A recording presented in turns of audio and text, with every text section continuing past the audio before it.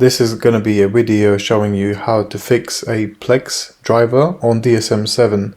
We had a DSM6 version available, how to fix that on DS920 and other models. But since DSM7 soon is going to replace DSM6 completely, people are asking how to fix it on a new OS. So I'm going to guide you through. It's slightly different, because on DSM6 he used to be on the folder level. On DSM7 is more like in OS level. That's the location of Plex where it's stored.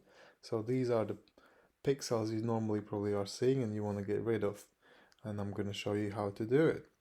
So first, what we will need to do is we will need to go to your Synology DSM. So you know how to get in the Synology. You'll need to use either Synology Assistant, or if you have IP already known, you go directly into it. So double click 105 in this case. You need to go to Control Panel, Terminal, and enable SSH service, and click Apply. After you have enabled that, you'll need to go into SSH. So there are two ways of getting in your SSH. If you're using Mac, you can just do search terminal.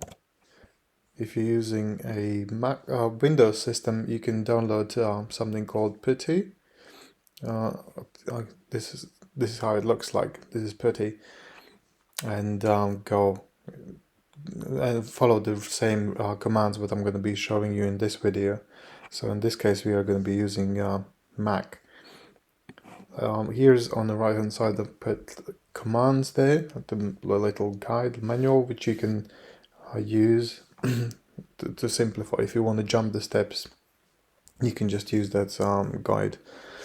So first of all, like I was saying, enable your SSH, then open your terminal or PuTTY on Windows, and then you'll need to go into your NAS. So the command would be SSH and the IP address of your NAS. So in this case, I got SSH 10.0.4.105 and hit enter.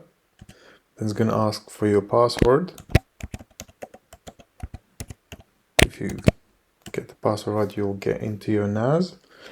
Then afterwards, when you have logged into your NAS, you're gonna be logged in as admin, but Plex folder has it will require root access rights to actually be able to edit a file. So you need to change from this username to root. So you can do that by writing down the command sudo I, and then type in the password you just typed in for the admin. So if you do that, you will be switched to root, which gives you superior user rights and commands you can actually execute and go into any folder you want to. So once you have done that, you can go to root folder by cd /. Once you have done that, you will need to find your Plex server. So if you're using Synology, you can simply copy paste this command. It's going to go to Bar Packages, Plex Media Server Home. If you are not using Synology or QNAP or other, then you can use this command, which is find name Plex Media Server. So it's going to show you where exactly Media Server lives. So since I know where it is, I can just copy this command. You can do the same thing. So you go to location versus media server, and then you copy another line, which is Plex Media Server. You couldn't make this in one command because it adds actually apostrophes to be able to get into that location. So once you have pasted these, you'll find if you do ls, for example, you will see all the folders and files living in that Plex Media Server location. What you will need to do, you will need to edit preferences XML. So that's what you do. You paste the command and press enter. If you've been editing this file before, you might be presented with options like, do you want to edit, do you want to overwrite? So in this case, we're going to do edit anyway, press E if you get that notification. If you don't, you just jump in. I already changed this file, but if you wanna, once you're gonna be doing this, you won't have these changes done already, so you'll need to jump to the end of the file. To do that, you can use Shift and $sign. So it's gonna, then you press down, arrow down button to go to the bottom. Then you can switch to editing mode.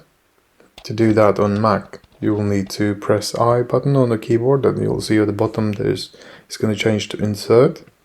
And then you can use your arrows and type in at the end this VAAPI driver equals I965.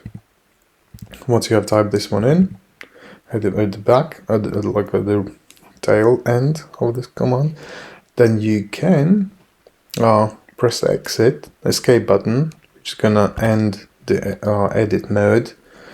And once you have done that, you will need to save this file. So to save this file, you will need to press Shift and Z and Z again, like doubles. You need to press twice the Z button while you're holding Shift button. And once you have done that, you can reboot your server by typing command reboot.